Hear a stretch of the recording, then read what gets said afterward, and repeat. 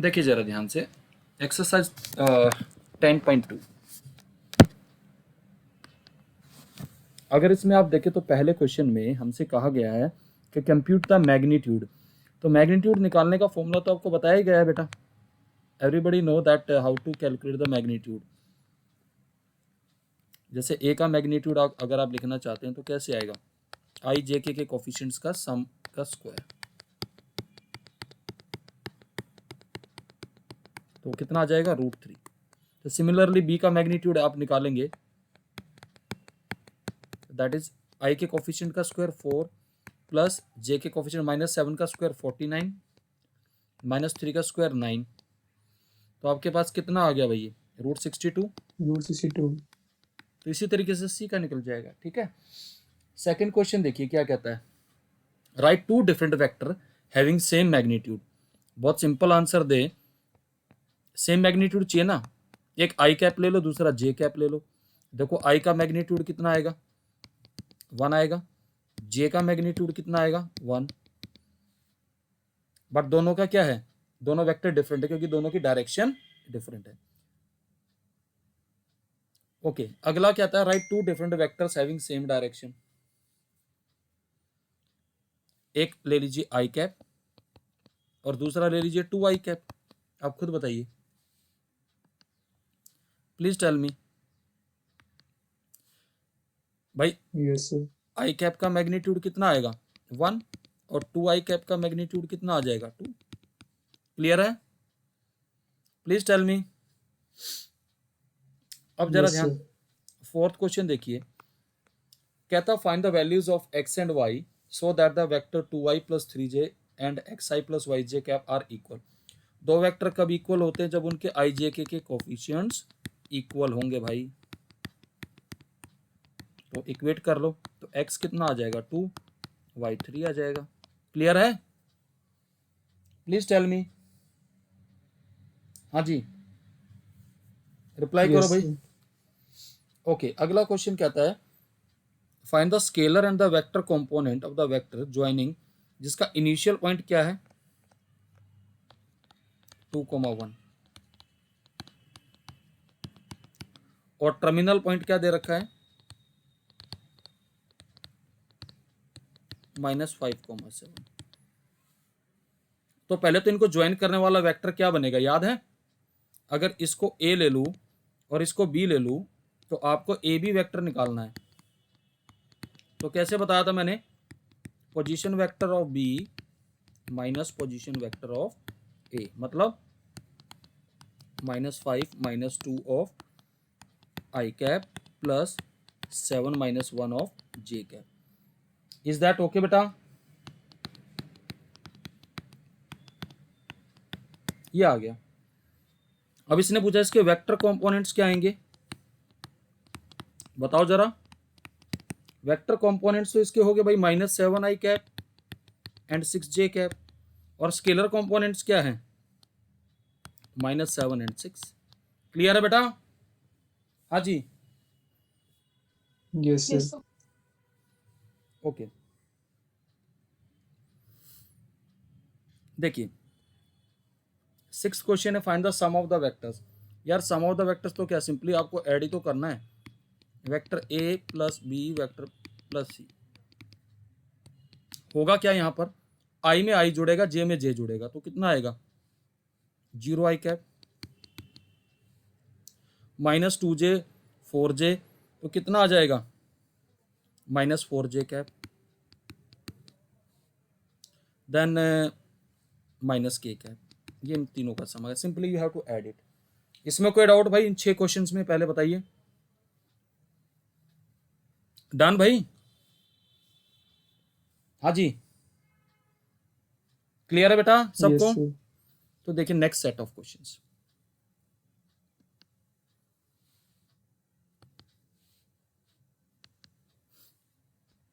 कहता find the unit vector in the direction of vector A. देखो इसका मैंने आपको बताया था, जब भी आपको यूनिट वेक्टर निकालना हो किसी वेक्टर की डायरेक्शन में, पहले इस वेक्टर का मैग्नीट्यूड ही निकाल दो। कितना आएगा, 1 + 1 + 4, √6 आ गया। तो जब भी आप यूनिट वेक्टर निकालेंगे इसकी डायरेक्शन में, इसी वेक्टर को इसके मैग्नीट्यूड से डिवाइड कर दो, तो आपके पास जो वेक्टर आएगा वो बेसिकली कितना आ जाएगा, जरा ध्यान से देखिएगा। This is nothing but 1/√6 times of i plus j plus 2k का। क्लियर है बेटा? Please tell me. हाँ जी। Yes, sir.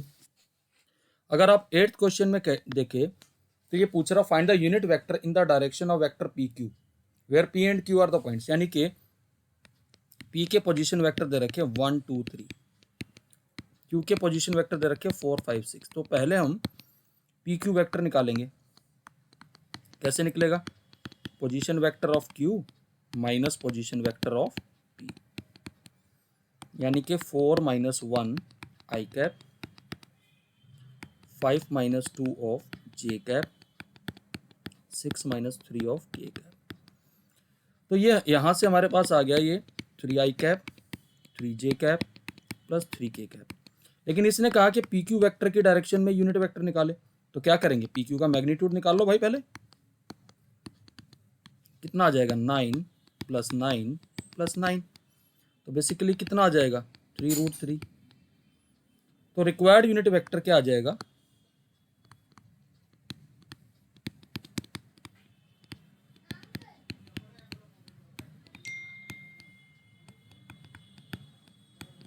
ये आ जाएगा, तो ये आ जाएगा 1/3√3 3 आई कैप प्लस 3 जे कैप प्लस 3 के कैप। ये 3 3 3 तो कैंसिल हो जाएगा पूरा।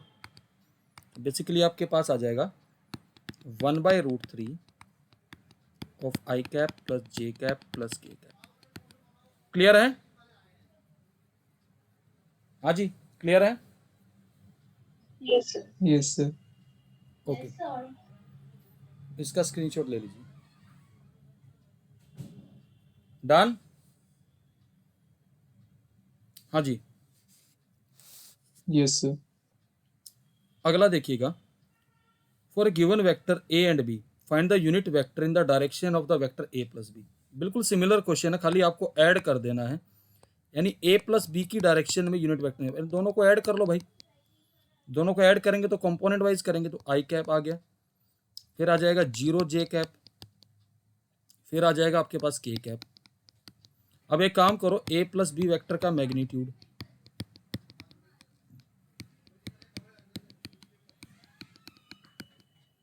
ये आ गया √2। तो यूनिट वेक्टर आ जाएगा इस केस में, आप वेक्टर ए प्लस बी को इसी के मैग्नीट्यूड से डिवाइड कर देंगे, तो कितना आ जाएगा बेटा? 1/√2 times of I cap plus J cap, sorry के कैप आएगा। क्लियर है बेटा? हाँ जी, रिप्लाई करो बेटा। Yes, sir. Okay, 10th question में कहता है find a vector in the direction of vector 5i - j cap plus 2k cap which has magnitude of 8 units. देखो बहुत सिंपल बता रहा हूं, कितने ही उसका मैग्नीट्यूड का आपको वेक्टर चाहिए तो कुछ नहीं करना, पहले इस वेक्टर को हमने ए मान लिया, let A vector equal to 5i cap minus J cap plus 2k cap. पहले आप यूनिट वेक्टर निकाल लीजिए इसकी डायरेक्शन में। यूनिट वेक्टर का मैग्नीट्यूड कितना होता है भाई? 1 होता है। अब उस 1 को जितने नंबर से मल्टीप्लाई करेंगे उतना ही आ जाएगा उसका मैग्नीट्यूड। समझिएगा जरा, ये 25 + 1 + 4 कितना आ गया भाई? √30 आ गया। अब हमने दूसरे स्टेप में इसकी डायरेक्शन में यूनिट वेक्टर निकाल दिया ए कैप, जो कि ऐसे निकलेगा, वेक्टर ए को उसके मैग्नीट्यूड से डिवाइड कर देंगे, जो कि बन गया 1/√30। अगर आप चेक करेंगे इस ए कैप का मैग्नीट्यूड 1 आएगा, तो आपको कितना मैग्नीट्यूड चाहिए भाई वेक्टर का? तो वेक्टर ऑफ मैग्नीट्यूड 8 आ जाएगा 8/√30। 8 से मल्टीप्लाई कर देंगे इस यूनिट वेक्टर को।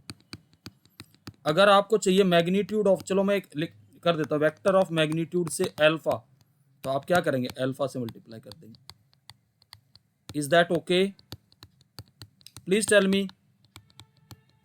क्लियर है सबको प्रोसेस भाई? रिप्लाई करिए। हाँ जी, यस सर। किसी को डाउट हो तो पूछ लीजिए बेटा, please tell me. Okay, 11th question में हमसे कहा गया है कि भाई प्रूव करिए कि show that the vectors are collinear. मैंने पिछली बार कहा था, डायरेक्शन रेशियो का एक कॉन्सेप्ट बताया था मैंने आपको, अगर याद हो, ध्यान से समझिएगा। मैंने इसको मान लिया vector A 2y minus 3j cap plus 4k cap. इसके dr क्या है भाई, डायरेक्शन रेशियो जरा बताओ। 2 माइनस 3 4। दूसरे को बी वेक्टर मान लो, minus 4i cap plus 6j cap minus 8k cap. इसके डायरेक्शन रेशियो क्या है भाई, बताए थे आई जे के कोफिशिएंट्स होते हैं। अगर ये वेक्टर कोलिनियर होंगे तो डायरेक्शन रेशियो प्रोपोर्शनल होनी चाहिए। 2 बाई माइनस 4 देखो जरा, माइनस 3 बाई 6, 4 बाई माइनस 8, क्या ये प्रोपोर्शनल है? Please tell me, they are proportional? Yes sir. अगर आप यहां देखेंगे कि आपका जो बी वेक्टर है वो basically minus 2 times of A vector है। Is that okay? तो दीज आर कोलिनियर। क्लियर है भाई?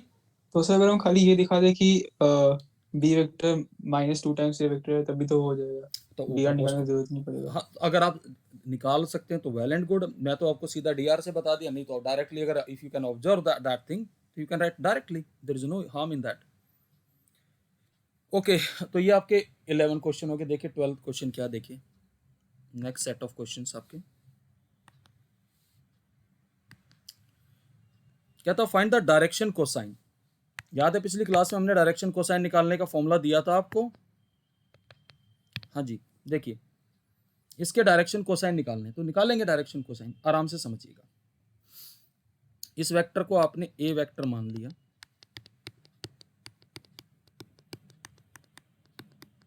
तो सबसे पहले आपने ए का मैग्नीट्यूड निकाला, 1 प्लस 4 प्लस 9, कितना आया भाई, √14। अब आपका एल, जिसको आप कोस अल्फा बुलाते थे, वो आ जाएगा 1/√14। एम, जिसको आप कॉस बीटा बुलाते थे, वो आ जाएगा 2/√14। जिसको एन बुलाते थे, कॉस गामा। आपको एक इंटरेस्टिंग ऑब्जर्वेशन भी बता देता हूँ। अगर मैं इस वेक्टर को ऐसे लिख लूँ, li cap plus mj cap plus nk cap, और इस वेक्टर को मैंने मान लिया से बी वेक्टर, तो ये एक यूनिट वेक्टर निकल के आएगा ए की डायरेक्शन में, इसका मैग्नीट्यूड 1 आएगा। Is that okay? Please tell me. आप यूनिट वेक्टर में यही तो करते हैं भाई, बताओ जरा, please tell me. Yes sir. ये आपका 12th क्वेश्चन का सॉल्यूशन है भाई, इसको देख सकते हैं आप।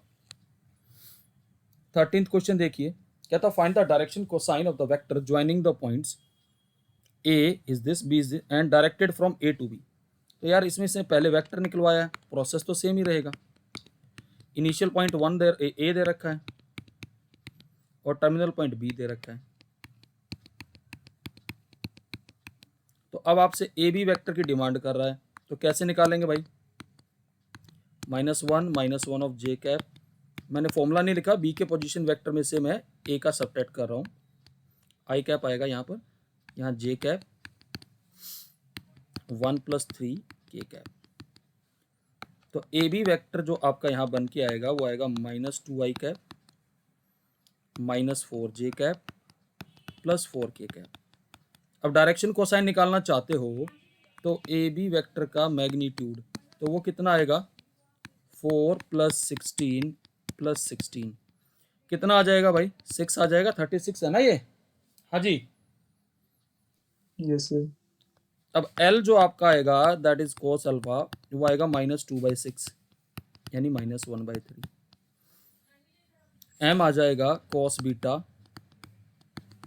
-4/6 जो कि आएगा -2/3। N आएगा कोस गामा जो कि आएगा 4/6, वो भी 2/3 आएगा। क्लियर है बेटा? Please reply. हाँ जी, यस सर। तो इसका स्क्रीनशॉट ले लीजिए भाई। ओके, देखिए नेक्स्ट, ये क्वेश्चन इंपॉर्टेंट है 14th। कहता show that the vector I plus J plus K is equally incline to the axis OX OY OZ। देखो यार, इस क्वेश्चन को अटैक करने का तरीका क्या, इक्वल इंक्लाइंड, यानी कि हम डायरेक्शन कोसाइन इसके इक्वल दिखा देंगे। ये वेक्टर दे रखा I plus J plus K cap, इसको A वेक्टर मान लिया। इसका मैग्नीट्यूड कितना आएगा भाई इस वेक्टर का, जरा बताएंगे। 1 square plus 1 square plus 1 square कितना आ गया, √3। अब आप निकालते L equal to cos alpha. ये एंगल कोस अल्फा किस एक्सिस के साथ होता है, एक्स एक्सिस के साथ, 1/√3 आ रहा है ये एंगल भी। M आएगा कोस बीटा, तो ये भी कितना आएगा, 1/√3 आएगा। तो N आएगा कोस गामा, वो भी आ गया 1/√3। अब आपने क्या देखा कि cos alpha equal to cos beta is equal to cos gamma, this will imply alpha equal to beta equal to gamma. So hence I plus J plus K is equally inclined to axis OX OY OZ। Clear है भाई, please reply. हाँ जी, yes sir. Okay. मैंने आप लोगों को section formula नहीं बताया था, यहाँ एक सेक्शन फॉर्मूला और मैं आपको बता रहा हूँ कि कैसे सेक्शन फॉर्मूले से क्वेश्चन करेंगे, समझिएगा। इसका स्क्रीनशॉट ले लिया आप लोगों ने 14th का, भाई रिप्लाई करो। Yes sir. देखिएगा सेक्शन फॉर्मूला हम वेक्टर्स में कैसे पढ़ेंगे, कुछ नहीं है, ध्यान से समझ लेना।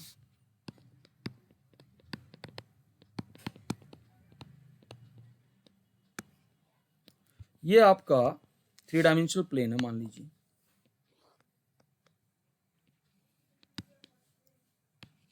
X, Y and Z। Suppose this is vector P जिसका पोजीशन वेक्टर है A। This is Q जिसका पोजीशन वेक्टर है B। यानी कि जो आपका OP वेक्टर है वो A के बराबर है एंड OQ वेक्टर है B के बराबर। ये हमने सेगमेंट ज्वाइन कर दिया, यहाँ पर PQ वेक्टर निकाल लिया। लेकिन इसी सेगमेंट पे एक पॉइंट है R जिसका पोजीशन वेक्टर है R, यानी कि OR वेक्टर जो है वो R वेक्टर है। ये इसको M/N के रेशो में बांटता है इंटरनली, मैं बात कर रहा हूं इंटरनल डिवीजन की। तो यहां हम याद करिए सेक्शन फॉर्मूला में क्या करते थे, इस वाले रेशो को इधर मल्टीप्लाई करते थे और इसको इधर। तो R के जो पोजीशन वेक्टर आएंगे वो ऐसे आएंगे, N times of A vector M times of B vector upon sum of the ratios. It is case of internal division. अगर एक्सटर्नल डिवीजन हो तो n को -n से रिप्लेस कर दीजिएगा।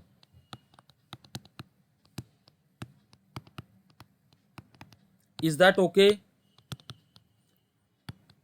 क्लियर है बेटा? हाँ जी, यस सर। इसका स्क्रीनशॉट ले लो, फिर अगला क्वेश्चन कराते हैं आपको।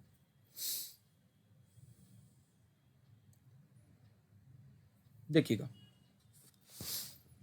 डन। Yes sir. ओके, समझिए।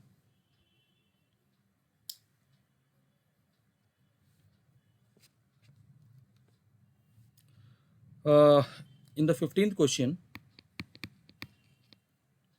कहता find the position vector of A point R which divides the line joining the 2 points P and Q। इनके पोजीशन वेक्टर दे रखे हैं, ये दे रखा I cap plus 2J cap minus K cap, और Q दे रखा आपको -I cap plus J cap plus K cap. Internally divide कर रहा है 2:1 के रेशियो में। मान लो इसके पोजीशन वेक्टर R है, तो R वेक्टर क्या निकल के आएगा भाई, 1 into I cap plus 2J cap minus K cap plus 2 times of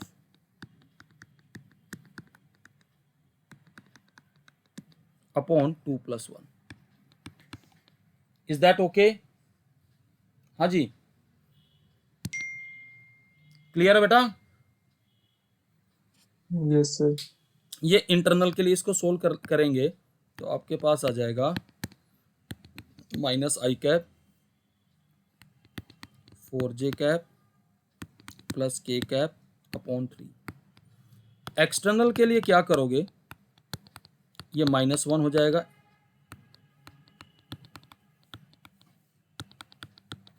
और ये +2 रहेगा, और नीचे आ जाएगा 2 - 1। इसको सोल्व कर लीजिएगा। क्लियर है सर बेटा? किसी को भी चेंज कर सकते हैं ना माइनस से, हैं? कोई भी एक माइनस कर सकते हैं ना एक्सटर्नल वाले में।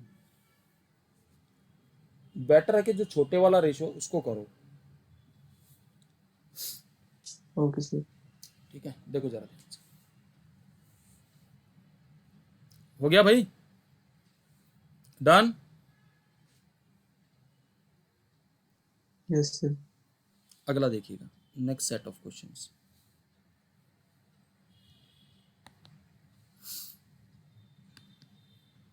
इसमें कहता find the position vector of the mid point joining. यार एक बात तो, ये पोजीशन वेक्टर दे रखे, मिड पॉइंट क्या होता है देखो, basically you can say that OP vector ये है आपका 2i cap plus 3j cap plus 4k cap,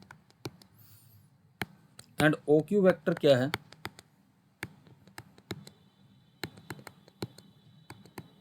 तो मिड पॉइंट है तो OP vector plus OQ vector by 2 आ जाएगा। जो रिक्वायर्ड वेक्टर अगर उसको मैं R वेक्टर मान लूँ तो 1/2 of 6i cap plus 4j cap plus 2k cap, 2 से डिवाइड करेंगे सबको तो कितना आएगा 3i cap 2j cap plus k cap. Clear है भाई? हाँ जी, please reply. Yes sir. 17th question में कहता है show that the point ABC with position vector small abc respectively form the vertices of a right angle triangle. देखिए कैसे करेंगे, पहले आराम से समझ लेना भाई। ए के पोजीशन वेक्टर का मतलब है, ये गलती करता बच्चा इस क्वेश्चन में, इसलिए पूरा करा रहा हूं, ये है 3, -4 -4, और बी के पोजीशन वेक्टर का मतलब जो बी वेक्टर है वो पोजीशन वेक्टर है 2 - 1 एंड 1, और सी वेक्टर है 1 - 3 - 5। तो राइट एंगल ट्रायंगल के वर्टिसेस दिखाने हैं तो उसका तरीका क्या है कि पाइथागोरस थ्योरम, तो हम सबसे पहले हमने निकाला ए बी वेक्टर,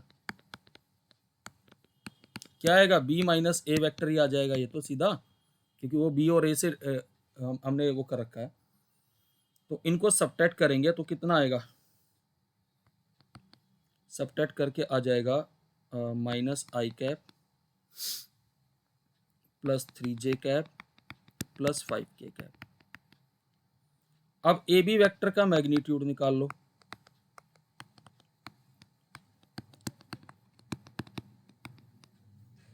√35 आ गया भाई। अब आप निकाल लो B C vector. B C vector कैसे निकलेगा, आपका सी - बी वेक्टर, क्योंकि पोजीशन वेक्टर में से माइनस करने हैं। तो बी सी वेक्टर आएगा आपका -i cap -2j cap -6k cap. अब बी सी वेक्टर का मैग्नीट्यूड निकाल लो भाई, 1 + 4 + 36 कितना आ गया भाई, √41। Please tell me. फिर ए सी वेक्टर जो कि आ जाएगा सी वेक्टर - ए वेक्टर, देखिए कितना आएगा C - A vector, -2i cap plus j cap -k cap. अब ए सी का मैग्नीट्यूड निकाल लो भाई, 4 + 1 + 1 √6 आ गया। अब मुझे एक बात बताओ, मैग्नीट्यूड ऑफ बी सी का square is equal to magnitude of A B का स्क्वायर, आ रहा है या नहीं आ रहा? हाँ जी। Hence ABC are vertices of right angle triangle. Clear है भाई? रिप्लाई करो. Yes sir. ओके, अगला क्वेश्चन देखिएगा जरा ध्यान से. एमसीक्यू है, अच्छा एमसीक्यू है, यहीं पे करेंगे आपके सामने. हमें बताना कौन सा ऑप्शन करेक्ट. देखो जरा ध्यान से, ट्रायंगल ऑफ एडिशन लगा दो. तो A B vector plus B C vector is equal to किसके बराबर आएगा? A C vector. एक काम करिए, A B vector plus B C vector, A C को इधर ले आओ.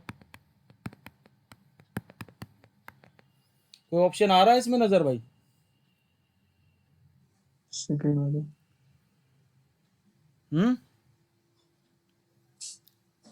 B part. मुझे भी बी लग रहा है. सी सी भी सेम दिया हुआ है. हैं? क्या है? सी भी सेम दिया हुआ है. सी ऑप्शन, हाँ सेम दिया हुआ है यार. तो ऐसा ना, फिर तो दोनों ही ऑप्शन ठीक है भाई. ठीक है, चलो कोई नहीं. अब इधर देखिए, if A and B are two collinear vector then which of the following are incorrect. Different not true. अच्छा नॉट ट्रू है क्या? अच्छा नॉट ट्रू, प्लीज आराम से समझ लीजिएगा. ट्रू में तो ये है. अच्छा नॉट ट्रू हमने ये नहीं पढ़ा. ठीक कह रहा भाई, ये बात लड़का बिल्कुल सही कह रहा है. कौन सा ट्रू नहीं है? ये ट्रू हो गया. अच्छा पहले वाले भी ट्रू हो जाए, क्योंकि माइनस ए सी वैक्टर जो आएगा वो सी ए वैक्टर के बराबर आएगा, तो ये भी ट्रू हो जाएगा. ठीक है. अब मैं आपको बता दूं, प्लीज ध्यान से देखिएगा, डी बी ट्रू आएगा. क्यों आएगा डी बी ट्रू? आराम से समझ लीजिएगा please. A B plus B C plus C A vector 0 है. बी सी को क्या लिख सकता हूं? Minus C B. B C can be written as minus C B. ये यार यहां पर ना, ये ऑप्शन को करेक्ट करना पड़ेगा. ये सी ए वैक्टर होना चाहिए, तब ये सी इनकरेक्ट आएगा. तो ये बाकी सारे तो ये basically it is C is not correct, यानी करेक्ट ऑप्शन इज सी. मतलब ऐसे समझ लिए कि which of the following is not correct. तो यहाँ पे ए सी की जगह सी ए करिए. प्लीज देखिए, आपकी एनसीईआरटी बुक में सी ए ही मिलेगा. ठीक है? हाँ जी, बात समझ में आ गई? Yes yes sir. अगला 19th क्वेश्चन देखिएगा. If A and B are two collinear vectors then which of the following are incorrect. यहाँ इनकरेक्ट समझिए. अगर कोलिनियर वेक्टर होते तो एक दूसरे के मल्टीपल में होते. पहला ऑप्शन करेक्ट है. लैम्डा कुछ भी हो सकता प्लस माइनस 1, तो ये भी करेक्ट है. The respective component of A and B are not proportional. बताओ जरा इसके बारे में क्या कहेंगे? हाँ जी बोलो.